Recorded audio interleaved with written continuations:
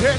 He's sacked. Picked off by Micah Hyde. Walking to the end zone is Juju Smith. Is intercepted by Tre'Davious White. Amazing. Eric Ebron. He was Dumbo the Flying Elephant. A 5-yard touchdown throw to Cole Beasley. That's Joe Hayden into the end zone. This is Buffalo Bills football. Hell yeah. John Murphy. Yeah, time for a mad minute. Here's how this works. We put 60 seconds on the clock, and the guys share that minute to say what they're looking forward to in a given game. Now, Week 14 is already underway. This team took down the Patriots of the AFC. Who's fighting for dibs to play in that AFC Championship game? It might be this one right here, the Sunday nighter. It's Steelers, Bills. You just saw some sizzle reel of that. It's in Buffalo. Cold conditions. Schrags, what has you excited about this matchup? Doesn't look like the Patriots will be in the thing. No, I said it before we came on air. I don't think I've been more excited for a game all season than this Steelers-Bills game. Really? It feels like it's a playoff game. And yes, they might both be playing in January, and they both will be playing in January. But this is one of those games where the Bills just beat the snot out of a good 49ers team and now are at home against a reeling Steelers. There's a chance Josh Allen and the Bills beat the Steelers by 20 points. And we're all like, wait a second here. I feel like that momentum's happening. Prove me wrong, Steelers. And it's not just X's and O's. It's also for the simple fact they're playing their third game in 12 days. So if you're a player on the Steelers roster, you're like, man, it seemed like everything stacked against us. We were on this unbelievable run. But I'll say this, who cares? Go out there and play football. You got a team that wants to punch you in the mouth. Let's see if you punch back. I want to see the punching, not literally, between the Steelers wide receivers and the Bills secondary. Those are two great groups with a lot to prove. Bills secondary, really good players, haven't been that great this year. Steelers, we've been talking about all week. I talked about last segment, dropping everything in sight. That is the matchup that will decide this game, and I think Buffalo's going to win. Ooh, the Steelers seem to like playing up in Buffalo. They have won 4 straight there. Schrags, the last time that the Bills won a home game against the Steelers was back in 1999. Who was the quarterback? For the Buffalo Bills, I'm going to go with 99 Flutie. Doug Flutie! Nice. Good job, Love it. Okay, Titans heading down to Jacksonville. Schrags is on the board. They're taking on the Jaguars this week. What are we watching for? Schrags over there like, let me tap into it. I'm looking at the running game. And I know if you're thinking Titans, you're saying, oh, well, you're talking about Derrick Henry. No. James Robinson. Let's go. Like, he's third in the NFL. And I know there's not much to cheer for when you're a Jags fan. Awesome. But the fact that the dude is just under 1,000 yards and he's going to crack that, maybe he does it with the best running back in football on the other side. I'm going to be looking at that young man. Titans need to take care of business early in this one. This shouldn't be a contest. The Jaguars have been so competitive the last few weeks. Titans need to make a statement internally in their own locker room. Like, we can hang with those big boys that are playing up in Buffalo today in Kansas City. Titans, coming off of last week, I would say they need to win this one. I saw a great jealous girlfriend meme about the Jaguars, and it was the Jaguar face was turning like this, and Gardner Minshew's over the side like, and they're looking at Trevor Lawrence walking away and just totally smitten. It was pretty well done. I will say this, Derrick Henry versus the Jaguars, you say, oh, they always destroys them. The first time around this year, they kept him in check, totally. But look it up.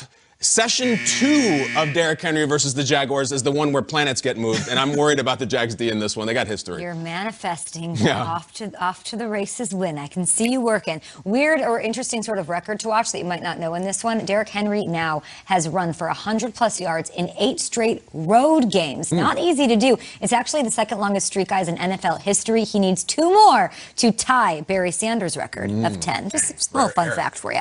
Dolphins hosting the Chiefs, guys. That game in Miami, where I wish we were right now. Guys, what intrigues you about this one? Yeah, speaking of us being there, we were there when the Chiefs last played there. Yes. So how about that? If you're a Kansas City Chiefs player, you hop off the plane, you're walking, this is the place where you had a great, it's like going back to the best night of your life. And you're like, guys, remember when we went to this club and we turned up and everybody had a... That's what they're going back to. So I'm looking forward to the Chiefs just continuing to keep this thing rolling. A little different. Limited fans, no J-Lo, no Shakira. Maybe next time. No us. No, yeah, we're not there rooting and not rooting. I would say that the one here for me is Xavier Howard. Like, that's an X factor. Aaron Donald right now is my defensive player of the year. TJ Watt's probably too. But if Xavier Howard can shut down Tyreek Hill and make the Chiefs play without number 10 and try to get another interception. That is he leads the league in interceptions. No one talking about him because you don't watch the Dolphins too often. Xavier Howard, to me, more than the offense, is the most important piece. That Super Bowl was not the best night of Jeremy Renner's life. You spilled a drink all over him and didn't even apologize. You were a hot mess. He didn't want no smoke. That's true. I thought he was an X-Man. Sorry. What? I thought he was an X-Man. You really? That's it. That's what I remember about that. Watch for Tua in this game. He's going to have to light it up. What does Xavier Howard have to do to get love? Defensive player of the year? Yeah. Double-digit interceptions is really, really unusual. I think for that kind of guy to get more picks, you got another month, get a couple more picks. And they have to make the playoffs. Yeah, if they collapse. They make the playoffs and he has 10 interceptions. He should be getting love. He should, but they don't play on prime time. They never. Yeah. But this is it. So Tyreek. then what does this it take? is it. Right. Well, the rest of their schedule is kind of tough, guys. They got the Chiefs, of course, the Dolphins I'm talking about, Patriots, Raiders, Bills. So we're going to find out a lot about this team down the stretch. Vikings, Bucks in Tampa Bay. What are we keeping our eye on in this one? Around this time last year, Kyle, you and I were on that pirate ship. Yeah. Right? Talking parrot. Shooting off cannon. It was fun, yeah. Buccaneers had a really late bye week, and I'm fascinated to see what they did with it because they did not look good limping into that bye week. And Brady did some media sessions this week, seemed upbeat, seemed chipper. I would think Bruce Arians would roll up his sleeves a little bit and say, okay, stretch run. Let me get more involved and let me start doing this like we should do this. I feel like Bruce definitely got to the drawing board. I would be shocked if the Bucs lost this weekend. I'm here for the Justin Jefferson show. The young wide receiver who has proven to be not just a rookie, but one of the best in the game.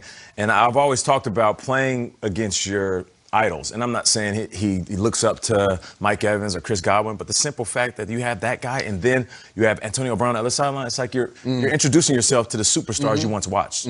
Last week's games were not great. This week's games are awesome. This game has stakes. Vikings lose, I think they're done, I think.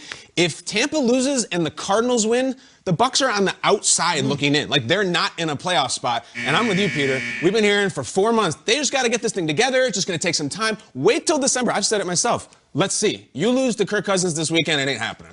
This is sort of weird. I don't know if you're going to believe this is true. This might be a fake stat. It's hard to imagine because I feel like we've seen them in the playoffs so much. The Vikings are trying to make the playoffs in back-to-back seasons for the first time since 08-09. Brett Favre years. I feel like the Vikings are always in the playoffs. They're always, I guess they take the year off and then go on, and Bridgewater got hurt. It's weird. That's kind of weird. Okay, Cardinals making their way to the Big Apple. Kyle's like, that's not that interesting. To take on the Giants. What intrigues you, Nate, about this one? Who's heating up? And who's going the opposite direction? Who's heating up? Where the Cardinals really good. It's like, man, is Kyler Murray just going to run through the league like Lamar Jackson did last year and Pat Mahomes did previously? And then he hit a little bit of a lull. Teams start the game plan for him. They understand that they keep him in the pocket and make sure they get their hands up. It'll be difficult for him to run and throw. On the flip side, the Giants are playing really well, and their confidence is sky high. I feel like the Giants might win this one. The party bus is leaving. If the Cardinals want to get on, they got to get on now. The really dirty thing about the Cardinals is that if DeAndre Hopkins drops that Hail Mary, they have lost 5 straight games. They need a miracle. That 5 straight.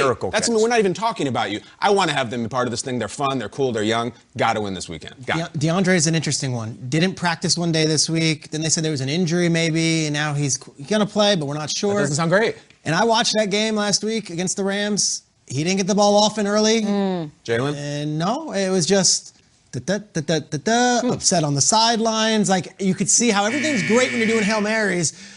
When you're losers of 4 games and maybe 5 games in a row and your wide receiver's not getting the rock, let's see how this one plays out. I think they got to get him the ball early and often and make sure he's a happy camper throughout this game. Well said. I'm coming right back to you with some trivia. You ready? Last time the Giants beat the Cardinals, my friend, was 2011, on their way to winning, of course, the Super Bowl that year. Who was the Cardinals quarterback in that game? 2011. John Skelton. Kevin Cobb. Kevin Cobb.